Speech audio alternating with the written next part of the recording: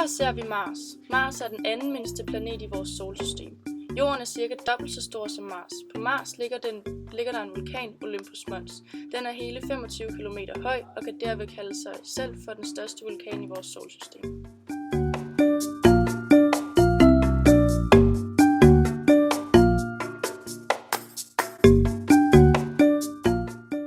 På Mars er der anden pladetektonik. Olympus Mons ligger på et hotspot. Da der ikke er pladetektonik, flytter Mars' jordskorp sig ikke. Derved kan vulkanen bare blive ved med at vokse fra det samme hotspot over mange millioner år. Det samme kan man ikke på Jorden. Her kan man f.eks. se Hawaii. Jordens skorp flytter sig, og derved bliver der skabt flere vulkanske øer fra det samme hotspot.